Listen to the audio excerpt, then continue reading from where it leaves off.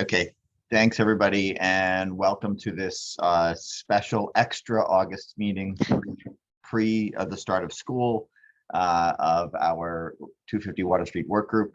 This, as everyone on the call knows, is co-convened by my office. I'm State Senator Brian Kavanaugh, Congressmember Jerry Nadler, Assemblymember Yulene New, Borough President Mark Levine, and Councilmember Chris Marte, as well as Manhattan Community Board 1.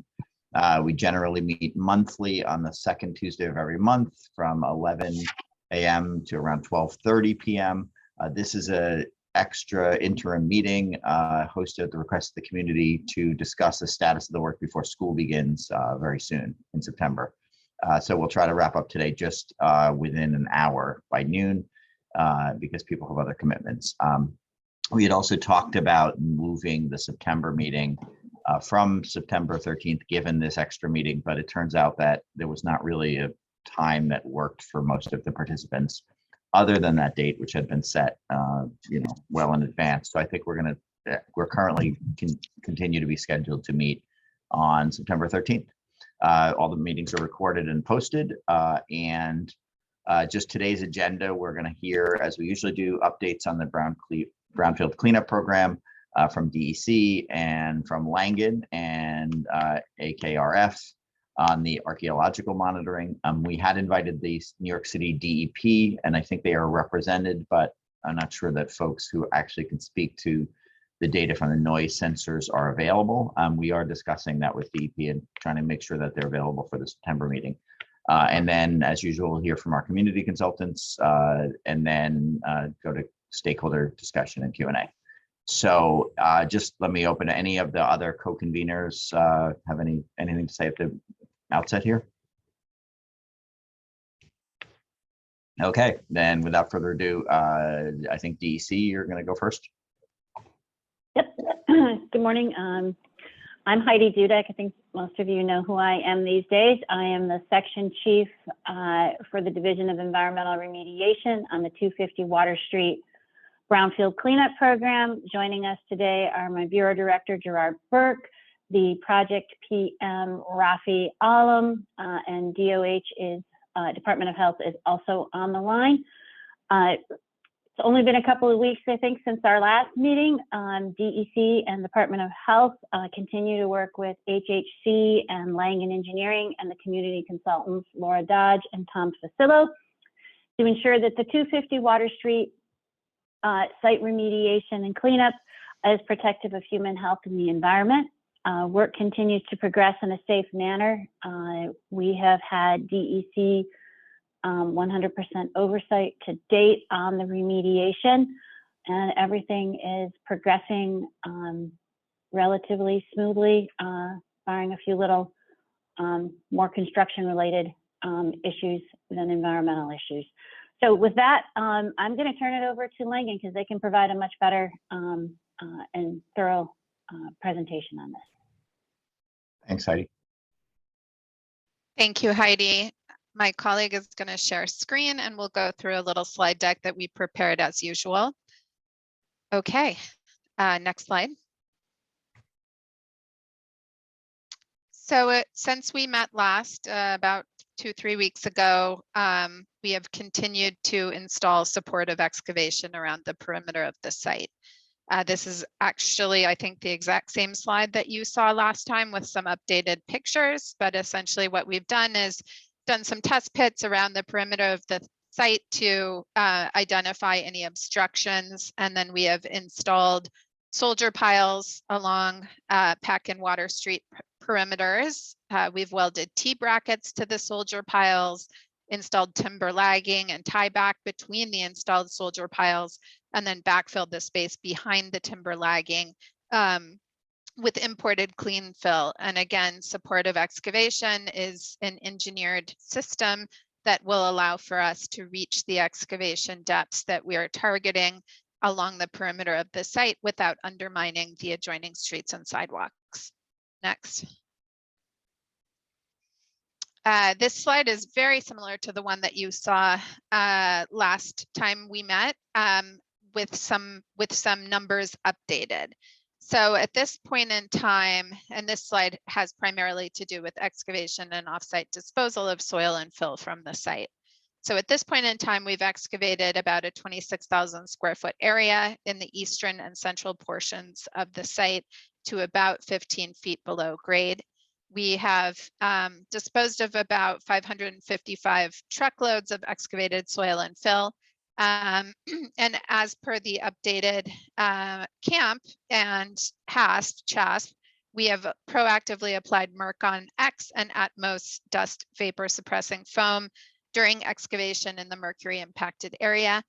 And at the end of each workday, we have placed either polyethylene sheeting or sprayed Atmos dust and vapor suppressing foam on top of exposed soil and fill. Next. A couple of other things have happened since the last time that we met. One thing that is kind of interesting is we identified 4 additional underground storage tanks almost in the corner of Peck Slip and Pearl Street.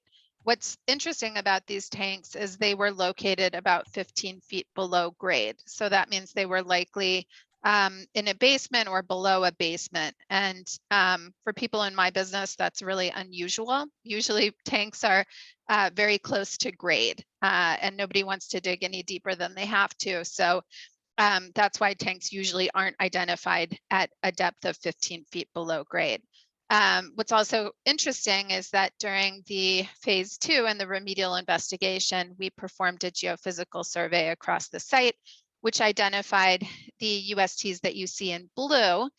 And that makes sense because those were buried just below the surface, and geophysical surveys have basically a vertical limit to how deep they can detect buried metallic objects. The GPR did not identify the new USTs near Peck and Pearl Slip, and the reason why is because they were located about 15 feet below grade, which is beyond the depth that GPR functions well. The USTs remain in place for the moment. They will be disposed of and removed, and the tanks will be cleaned, and we will be collecting endpoint samples to evaluate soil conditions beneath those tanks. Next. This figure shows the approximate excavation area to date. This is an update of a figure that you've seen previously.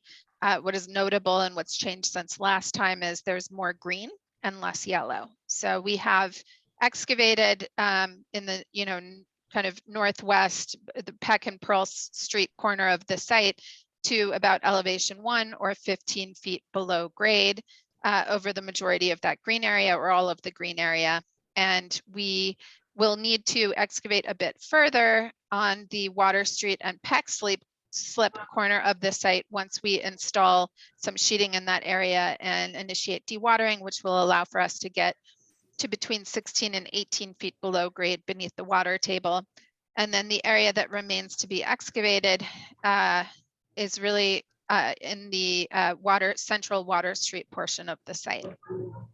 Next. Andrew, can you go on mute, please? Andrew Chang, thank you.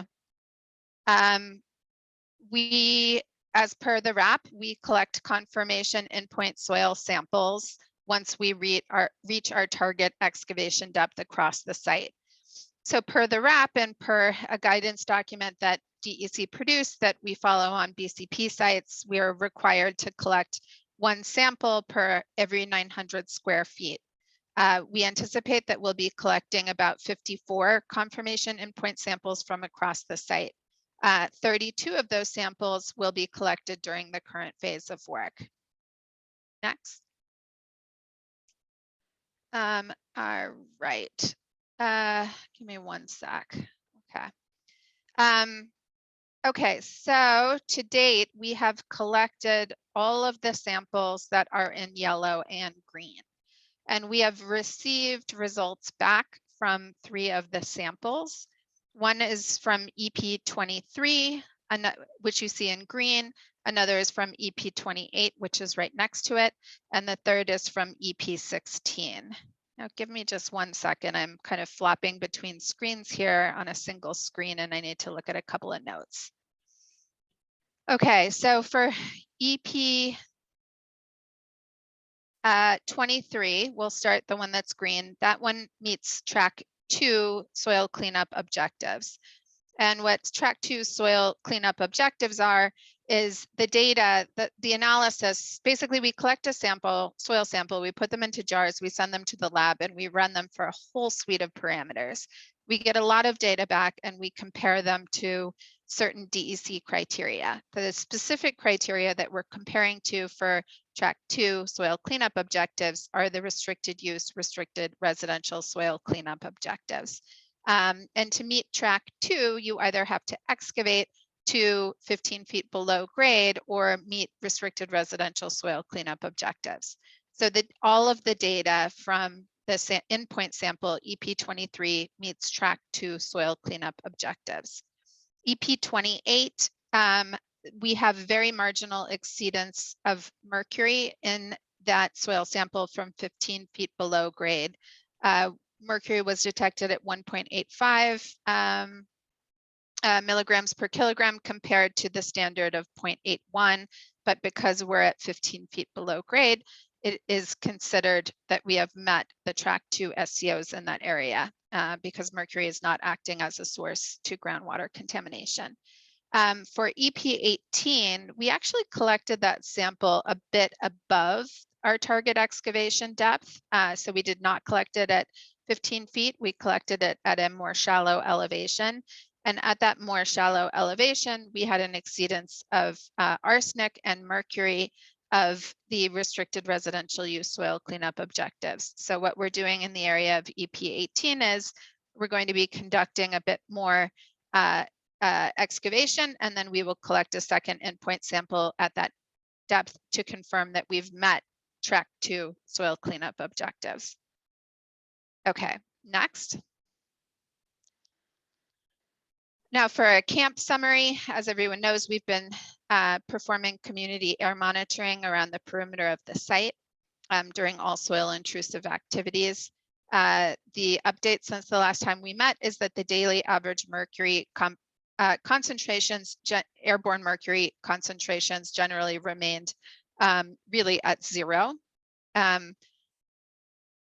And the rest of this, I think everyone has seen before. It just goes into some of the actions that we take, including moving camp stations across the street when exposed soil and fill is within 20 feet of the perimeter fence line, proactively applying vapor Mercon X and vapor and dust suppressing foam, and the temporary overnight cover. So next.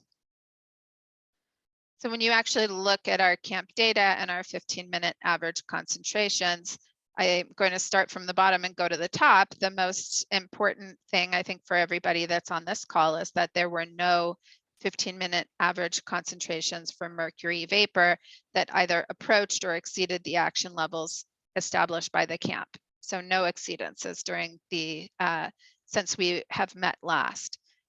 VOC exceedances were observed in a single instance on October 4th, 2022. This was on an off-site camp station. Once the detection was registered through telemetry on our mobile devices, our field people's mobile devices, they left the site to evaluate conditions surrounding that camp station, and there was a motorcycle that was idling directly next to that camp station. So that was determined to be the source. It was not on-site operations. I And mean, then, just maybe, sorry to jump, just for Sure. clarity, you said October 4th, but just for anybody. Oh, sorry, August 4th. Yeah. Thank Okay, you. right. I'm jumping ahead to the fall. Right. I'm excited for cooler weather. Ah. So, and for PM10, again, PM10 are particulates, airborne particulates less than 10 microns in diameter, so very small particles in the air. There were exceedances observed on 21 days between August 1st and August 24th. None of these results were the result of soil intrusive activities at the site. They were determined to be caused by construction activities in proximity to the camp stations, including welding, vehicle and equipment, exhaust, or fence construction. Next. Now to look at the anticipated schedule. So for this week, for the balance of this week, we are going to continue to excavate and dispose of non-hazardous and or hazardous soils off-site. We'll continue to install lagging and whalers around the southern perimeter of the site and install tiebacks in that area as well. We'll continue installing sheet piles along the perimeter and interior of the site where we need to get it to a deeper depth. We do intend to remove the 4 new underground storage tanks which were identified at about 15 feet below grade. And we will continue to install and connect the dewatering system, which will allow for us to get to 16 to 18 feet below grade within the sheeting in kind of that northeastern portion of the site. During the week of 9/5, so next week, we will be excavating, we'll continue to excavate and dispose of non-hazardous and or hazardous soils. We will install the remaining steel sheet piles along the perimeter interior of the site, and we will install the dewatering system. And then during the week of 9/12, we will continue to install the dewatering system. And at that point, we think excavation will be complete with the exception of excavation to deeper depths within the sheeted area. And then during the weeks of 9/19 and 9/26, we will do that final bit of excavation and dewatering, and then we will demobilize completely in early October. Next. So that is our schedule update. And BCP update. Thank you. Just wanted to add one thing on this schedule. One thing that was brought up was the mercury hotspot excavation. So in the remedial action work plan, we defined the mercury hotspot area in a plan, and by the end of this week, all of that material will have been removed offsite. So the excavation that will occur starting next week will all be outside of the mercury impacted hotspot that was identified in the RAP. Right, and one last point along the lines of what Paula is saying, in that area where the mercury hotspot excavation was performed, I reviewed the results of various endpoint samples, 3 endpoint samples to be exact, for which we've received some results. The concentrations that were detected, as I mentioned, they were quite low, and they were consistent with the concentrations that we identify, various constituents that we identified in historic fill from across the site. So just for the various constituencies that folks on this call will be speaking with, and for anybody listening to the posted version of this, by the time school opens, there will not be any work going on the site that involves removing mercury. That sort of layperson's summary of that, and that's a significant development since our meeting a couple weeks ago. So Brian, it's the mercury hotspot the excavation will be complete of the mercury hotspot defined in the RAP. There are low levels of mercury in other areas of the site and historic fill that's present across the site. But the hotspot that was defined by the RAP will be excavated and removed. Okay. Assuming the work proceeds on this schedule, which we have confidence that it will.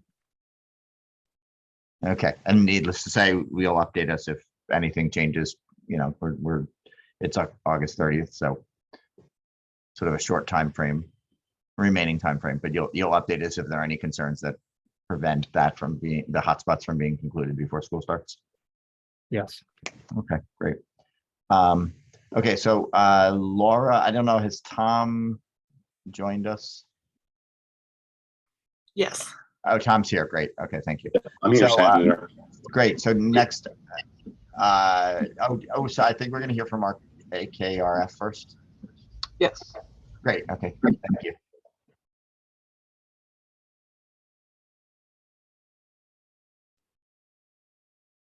Yeah, Elizabeth, are you I'm here. Hi, everybody. Good morning.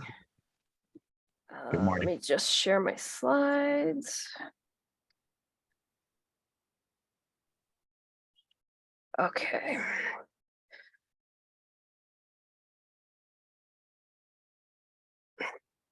There we go.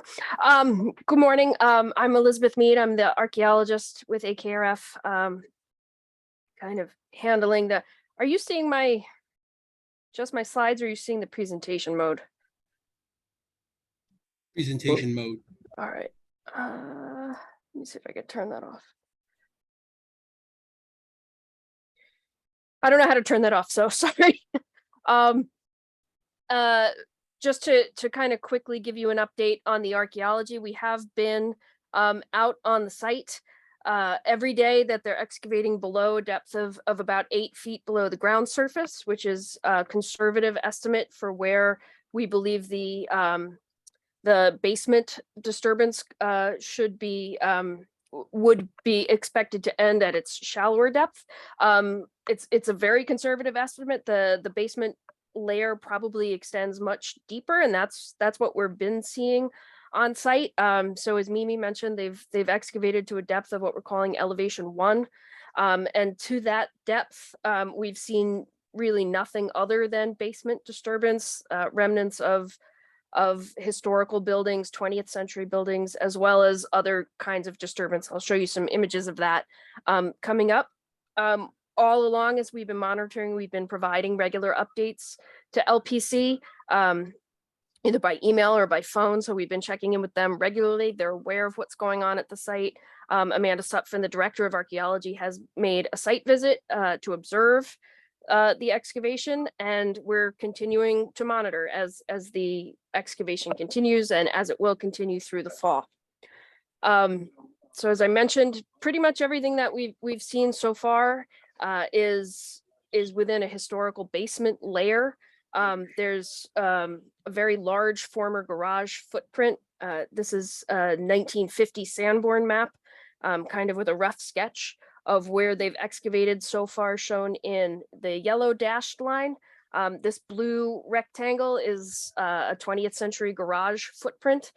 When they did archaeology on this site in the early 2000s, they encountered a concrete floor at a depth of what was then described as about 12 to 13 feet below ground surface. And that floor is still very much present. We're seeing it across much of the excavation. And that's what we're calling elevation 1, is really the depth of that floor. As you can see on this map, there were a number of buildings in the surrounding area and the area that we're excavating. So we are seeing some evidence of the old foundations, old building footprints, that sort of thing. But there's also quite a lot of disturbance that we're seeing, where it appears that people have in the past, at some point that we're not quite sure when, probably went in, excavated out, removed some of those building footprints. I apologize for the presentation mode, but you can see in this image here, this construction worker is standing on that garage floor.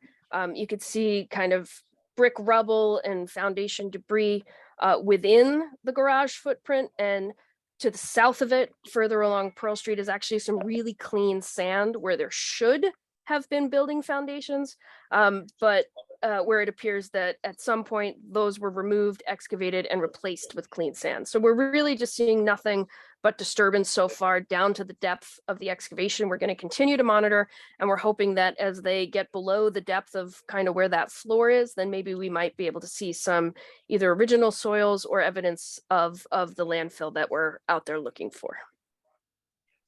Are there any questions about that, or?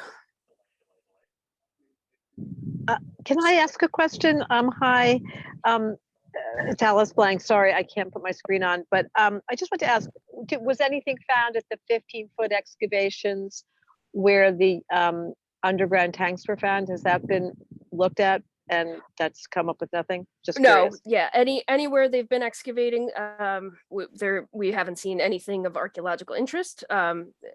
Again, once they get kind of below that floor depth, I think we'll have a better chance of seeing a large area. I don't believe where the, and Mimi can, or Paul can confirm, where the USTs were removed previously. I don't believe that was at that same depth.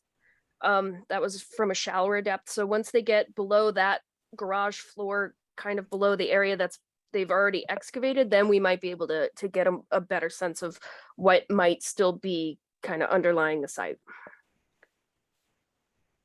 Thanks. So the depth is not the 15 feet? I guess I'm a little confused. I thought that the depth of the new tanks that were found was at 15 feet. Yeah, but I don't So- believe they've been removed. Right, no, I see what you're saying. Okay, thank you. Okay, and we normally go to Q&A after the Oh, sorry. community, but if Elaine, do you have a question, a clarifying question on the archaeology or? You're on mute. Not on the archaeology. It's on the parking situation on Pearl Street. So maybe we can just get through the community just to keep on agenda. We'll go to the community and we'll come back. Okay.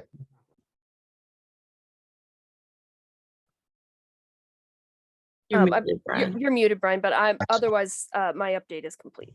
Good. Okay, great. Okay, so we'll go to the community consultants.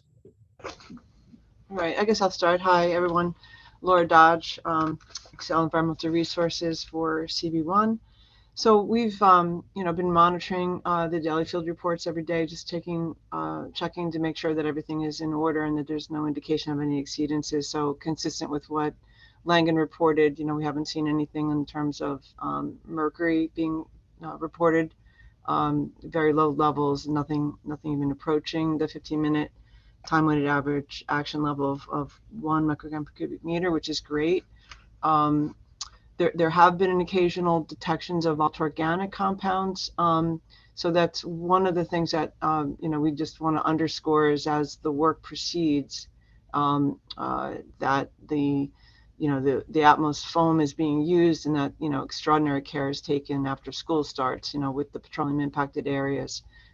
Because they are in such close proximity, especially to the corner of Peck and Water Street, that area where you're going down deeper to try to remove the petroleum impacted material, just to make sure that all extraordinary care is taken to minimize the potential of any VOC readings and also to control the odors, which could occur as you're going down below the water table, especially.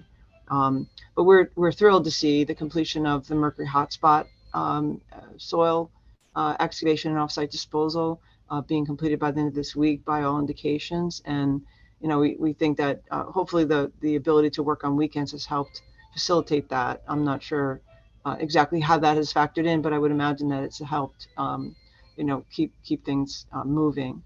And we did have a call yesterday, Tom Facil and I, with Langan to get an update similar to the one that was just provided. My only question to Langan is with respect to the new underground storage tanks that were encountered, have you had any indications of any discharge associated with those? I know that you had indicated that one seemed to be filled with water and product, one seemed to be filled with product, which is really extraordinary that after all these decades, it would still be full of material. So I guess that's a good indication that it hasn't failed. But do you have any sense of whether or not there's impacts associated with those underground storage tanks? The groundwater data would suggest there probably aren't, but Yeah, just I'm gonna defer to Paul and Yeah, Mike on this one. I can speak Sure. to that. So yeah, so we identified a first tank, and the first tank had appeared to just be filled with water. Right. And then there are 3 additional tanks that were found, and all 3 of those appeared to be filled with petroleum product. Odor was similar to gasoline. So like you said, that's a good sign that Right. they're still filled with product. That means that the tanks are intact. Right. The other aspect of this is that they're sitting in groundwater. So if Right. they were compromised, the water we would still find water in there. So it's possible that there could have been a release from the one that's filled with water if that is groundwater. That's something that we'll be able to confirm tomorrow when we go to pump them out. If the water recharges after we pump it out, then we know that there's groundwater coming in. So that's going to be a somewhat simple way to evaluate the condition of those tanks. Separately, we've investigated these areas pretty thoroughly. We have observed petroleum-like impacts in that section of the site below the groundwater table. When we were doing the RI, the conclusion was always that it was an extension of the plume. and of the plume from the initial underground storage tanks. We have collected a number of soil samples at depth within the petroleum impacted soil in that area, and all of the concentrations of those samples have been below the protection of groundwater standards and the unrestricted use standards for VOCs. So it seems like if there was a spill from those tanks, it's likely a very, very old spill that's degraded to the point where there's not actually, source material remaining. Or we're seeing kind of an extension of the plume from the initial underground storage tanks that we know spilled, where we're seeing the groundwater impacts, but there's not necessarily source material in that area. We will definitely be collecting some samples after removing those tanks. So the plan is to pump those tanks out tomorrow, and then work on removing them, which is a little bit tricky because they are pretty close to the perimeter of the site. So we need to be careful with how we get those out of the ground. But that work is is planned on this week, right? The removal Correct. of the tanks, right? Which is great. So it'd be great to see all that taken care of, before the end of the week and before school starts up again. So one less area to have to be concerned about with respect to odors or any air quality issue. Again, we've been periodic review and providing updates to CB1. There were some questions that were posed to us during the last few weeks that we addressed with respect to the camp stations. And I think it's worth addressing now that, for those who can look down onto the site, it is usually not possible to see every one of the 6 on-site camp Pelican boxes or the off-site camps because of just obstructions. But we can assure you that from our review of the daily reports every day, that every day since this work has started, the 6 on-site camps have been placed and in operation. And when work has been within 20 feet of the property boundary, which has pretty much been for the duration of phase 1 on the Pearl Street, Water Street, and Peck Slip side, there's been the off-site camp in place and operating. So I think that has been consistent from the start. But of course, if anybody has concerns, as you have been doing, forward those to CB1, and we'll be happy to address them. And I'll let Tom take it from here.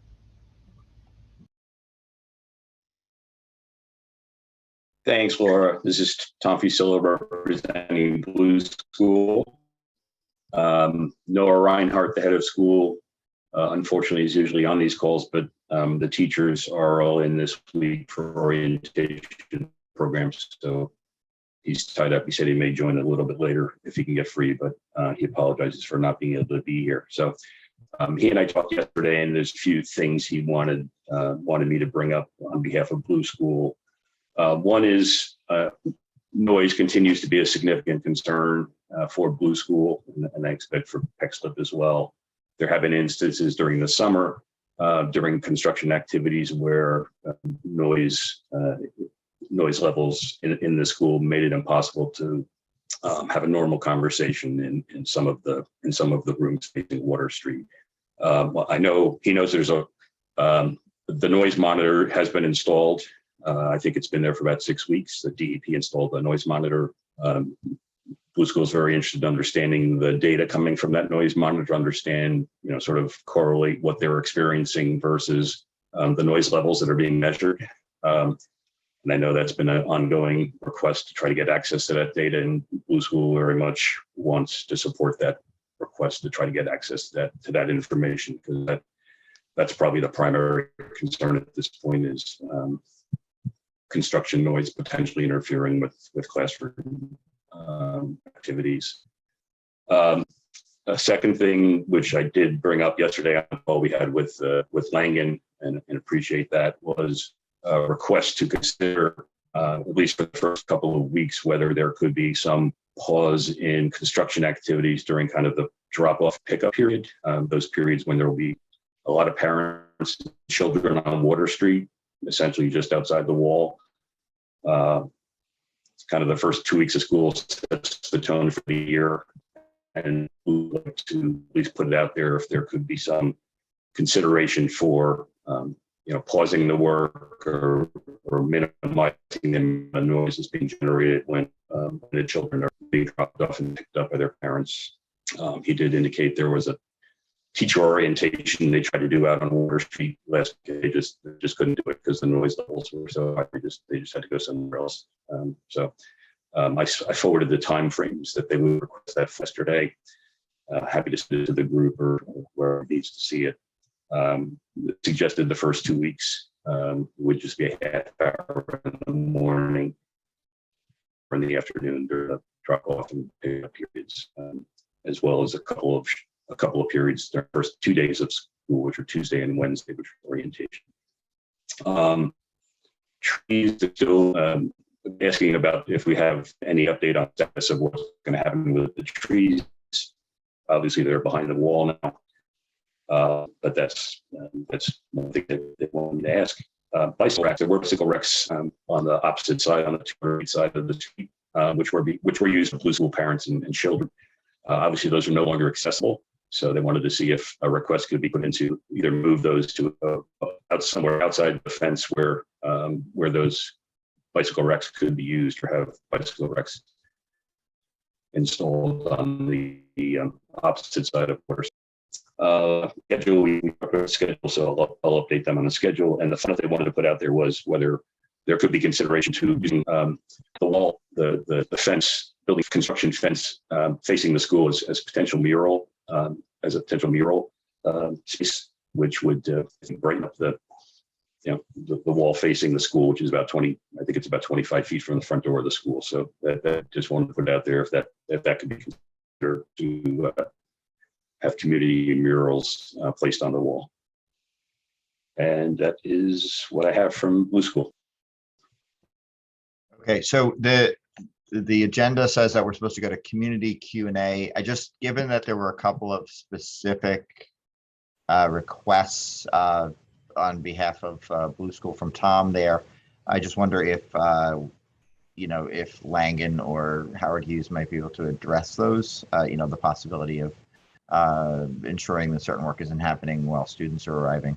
I also let me take a moment to note, we scheduled this extra meeting partly because of concerns about school and some concern that there were delays in the project that were going to prevent those mercury hotspots from being removed. I just think it's worth saying, thanks to everybody who seems to have now got that on track to get the mercury hotspots done. And, thanks to Langan and Howard Hughes and DC and everybody who's involved in that, and also to the folks that raised that as a concern and kind of pushed for a better answer. So I think it's worth acknowledging that that's a success along the way here. But yeah, are there any responses to the community consultants before we go to the Q&A? Well, I think with respect to the Blue School's request, that's something we're looking into in terms of the work. Of course, we're balancing that with the the schedule and wanting to get the work done. So we don't have a specific answer on that yet, but that's something we're looking into in terms of the drop off and pickup times and trying to work around that to some degree. And the other thing is, we are working to get as much of the most noise intensive work done as well before school begins in terms of the sheeting and so on. But we will continue to stay in dialogue with the schools on that and work to minimize the impacts there. On the trees, there's nothing new to report. We are continuing to work on that with our team. We have an arborist involved, and we will be in dialogue with parks about the sort of long-term plan for those trees. In the meantime, they're being protected per DOB guidelines, and as Tom noted, they're within the fence perimeter at this point. In terms of the fence mural, I think that's something we'll look into. DOB has certain regulations as to what can go on construction fences. I believe there are programs for public art and other applications to fences in certain areas, and that's something for the long-term implementation of the project that we will also review. Saul, you're on mute.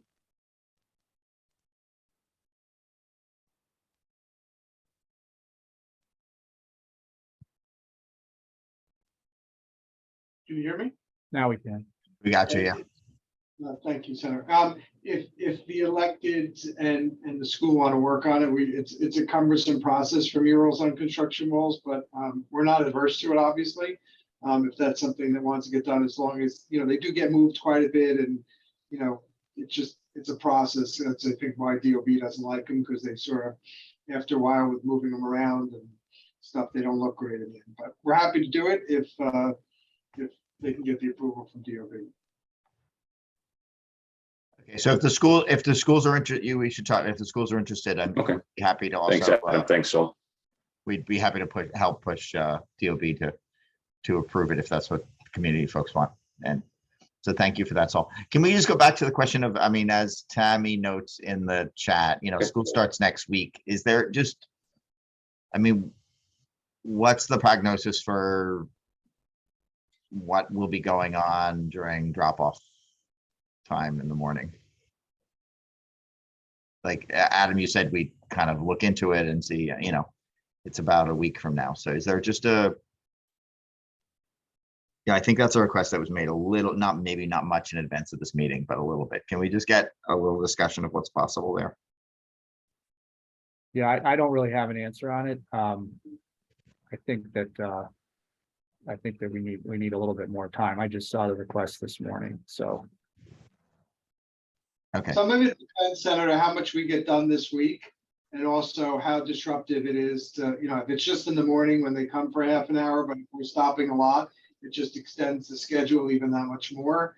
And if it's not loud work, then, it's complicated, obviously, to have them all sitting around a few times a day while they're all there. And so we're trying to understand what the work is. And I don't think we have all the information yet, but we're happy to, share it with the Blue School and or, the team once we figure it out later this week. Okay. Is there clarity from the schools that could be offered from, I guess, from PEXLIP as well about what are the most sensitive hours that you're concerned about?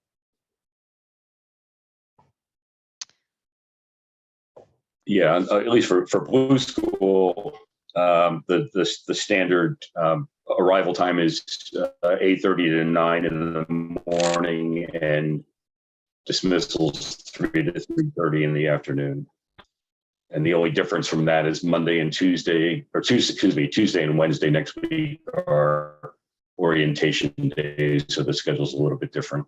But in terms of the ongoing, the regular schedule, and they're only asking for it for the first week or two of school, obviously not forever, but just to try to get the school year off on a good footing, and hopefully people will see that the impact of the construction is not as significant as they feared it was going to be. So anything we can do to foster that feeling among arriving students and parents at the beginning of school, I think that kind of sets the tone for the year. So that's what we do.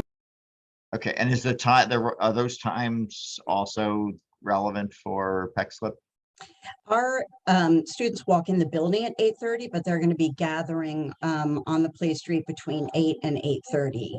So I would say 8 to 8:45, and then dismissal starts at 2:45 and goes, I don't know, about a half hour. Okay, so it sounds like we've got 2 30 to 45-minute periods where we're looking for particular consideration. So, okay, we hope to use, so because enrollment is down, I am scheduling our recess on the roof for the start of the year.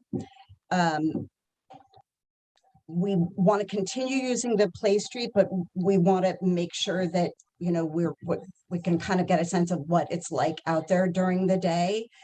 and our younger grades use the play street in the morning. And, you know, at various points in the morning, I don't actually have exact times, but that's another time that our pre-K and K grades go out and use that space. So I don't know if there's time mid-morning that it's going to be safe and not too disrupted, then that would be great. So I Yeah. think we should just touch on the safety point. It is safe to be outside of the Yeah. construction fence because of all of the monitoring that we're doing and the care that we're taking on this site. One other point, you know, we talked about this the last time. The trucks that are transporting soil, they make rounds. So they are loaded at around 7 a.m. and then they depart to the disposal facility and then return.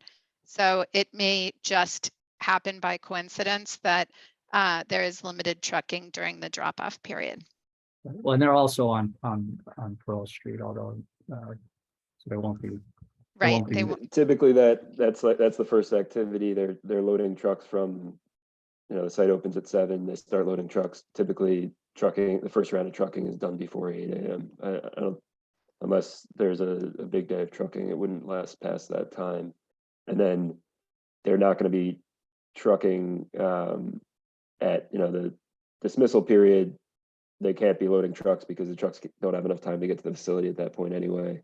So the last round of trucks is usually in the 12 to 1 time period.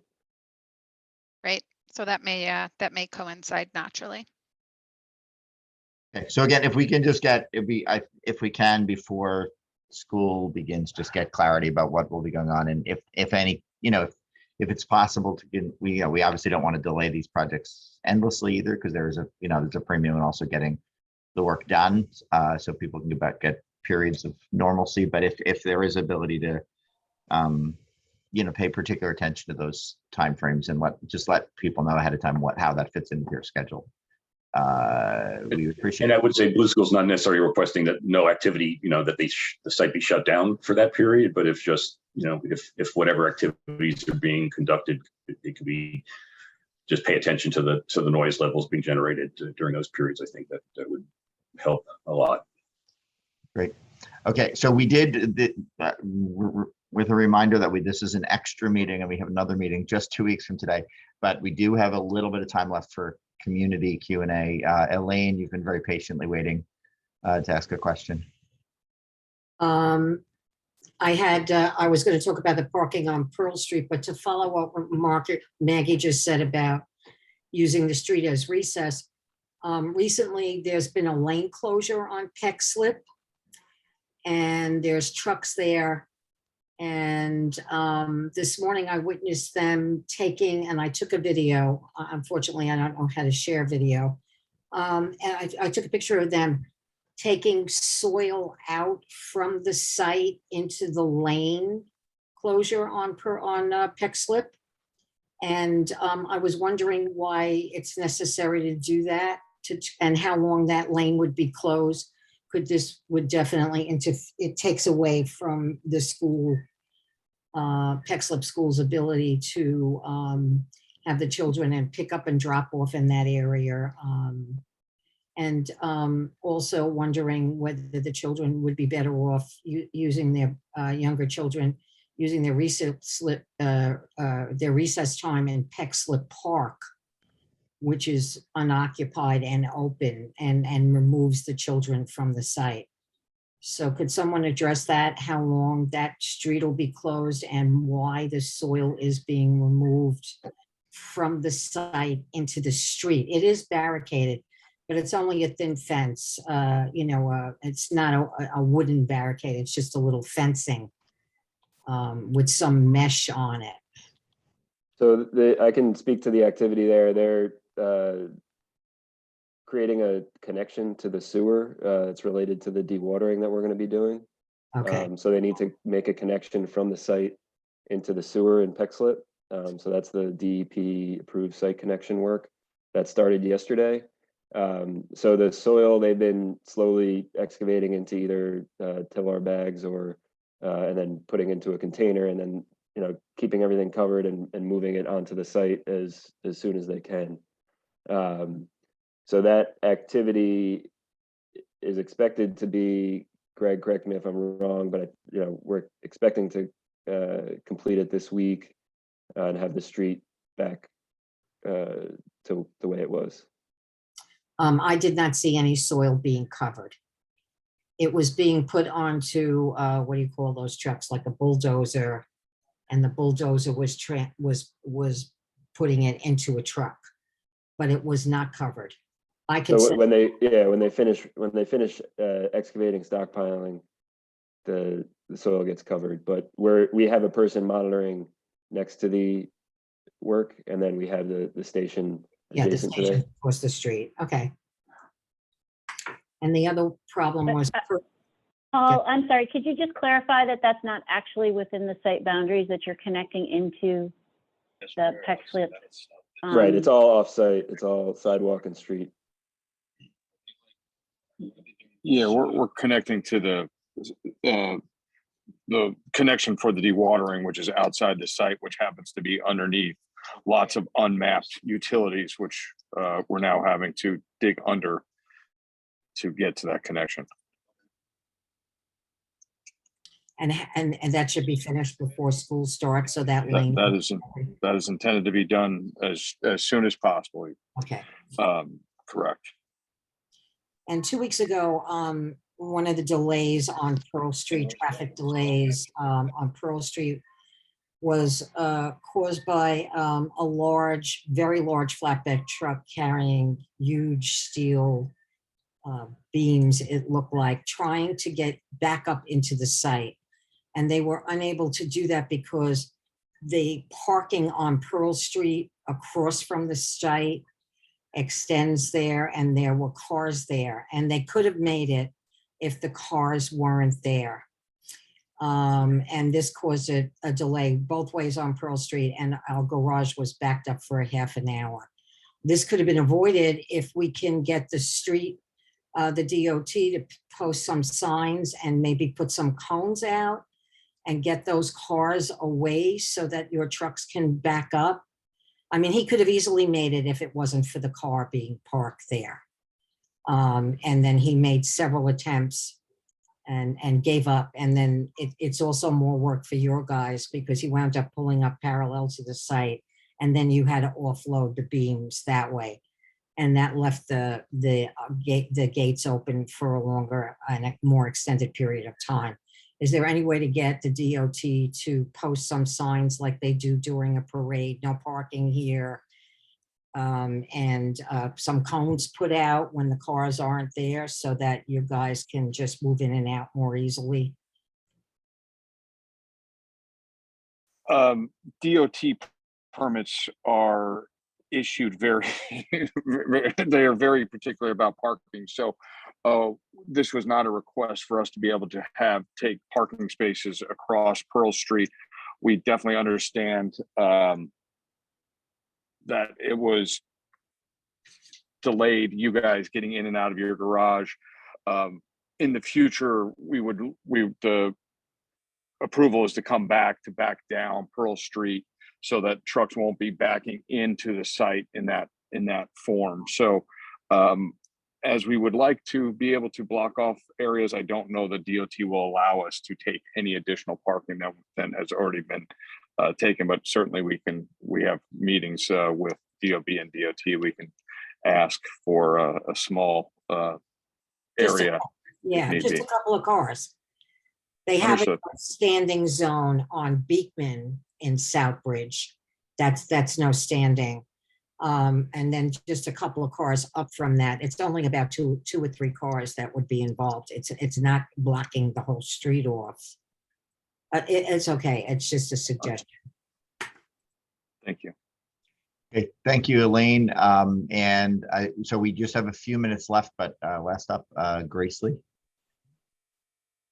Hi, everyone. Well, first I want to just say thank you from the parents for all of you working so hard to get the Mercury hotspot remediated before school starts. I think everyone's breathing a sigh of relief right now on that. So thank you very much for that. My question is just on the noise, just following up on Tom's remarks. Is it possible to get noise monitor data, and how quickly can we get that? And then like who's managing that? And I know there are a few different people working on that. And then also, if we do have a noise complaint where, we can't, like the school cannot continue to, that teachers are having a trouble talking or teaching, or there's a broad, bigger disruption, who do we call in that scenario to kind of, manage that process with the people on site? You should call it our hotline. That's, I would recommend. So, okay. But I mean, Like there are also, Ricky I think Wong you or- can, there's yeah. also, 311, and I don't know if Senator Kavanaugh or other officials have other guidance or suggestions, but we get the hotline inquiries in real time essentially, and are in communication with the team on the site. I would say all of the above. I mean, obviously the hotline, and I think it is useful for 311 to get, complaints, especially because, as we noted, we've had DEP has been talking about, that it has been invited to meetings, but hasn't been able to come speak about the noise monitors, the specifics of that, although we've had representatives. And yeah, certainly our office would like to hear about it if there's a big problem in real time. So we can also discuss it. Ready? So Emily will take care of it. It happens from my office. All right, good. Just for completeness, for those who are not or listening or watching but not monitoring the chat, there was an exchange about Nicole Rossi, who had to go, raised the question of actually demapping the neighboring streets, Peck Slip and Water Street, and Tammy Meltzer of the Community Road points out that there is a whole process that goes through the community boards and the city on that. So, I think that's probably the subject of further discussion and perhaps not necessarily either beginning or ending in this forum. But I just thought I would flag that, and Nicole had to leave, so asked I mention that. Brian, about the noise data though, the monitor.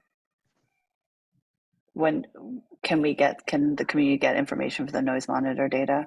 I wasn't sure if AKRF was going to answer that question or not. The monitors are DP monitors. Yeah, Grace, Yeah. you might have missed the very beginning of the conversation, but DP last meeting and this meeting, they said they were unable to provide staff that are actually working on the noise monitors and able to talk to that data. We are going to push very hard for them to be present at the September 13th meeting. We were disappointed that we were disappointed and got sort of somewhat last minute notice that they were not going to be able to be present today. So we'll push them on that.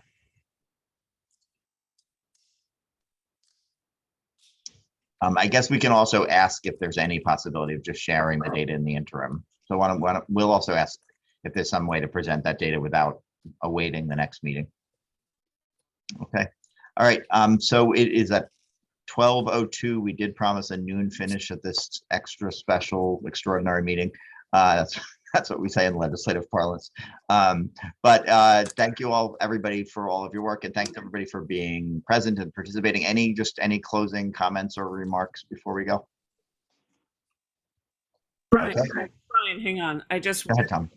Thank you. I apologize. I just want to see if we can get a commitment from Howard Hughes, get a response about the pauses for arrival and departure for the two schools today is Tuesday. We're talking a week. So that's an urgent answer that's needed. And whether or not, I know Adam said we'll look into it by Friday so that the schools can plan and notify their constituents each. Because Blue School has concerns starting Tuesday, and I know Maggie has concerns because public schools open on Thursday. Yeah, thank you, Tammy, for putting a finer point on that. Can we get a specific, you guys will get us an answer, get an answer to the schools and to the, to the participants here by, can we say Thursday about what's going to be possible next week? Yes. Yeah.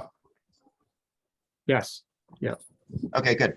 Okay, and both an answer and ideally, a good answer that pauses any major noisy thing.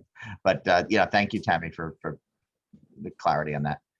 Okay, I think if there's no further comments or questions, I think we'll adjourn. But again, thanks everybody for all your work and for all your participation.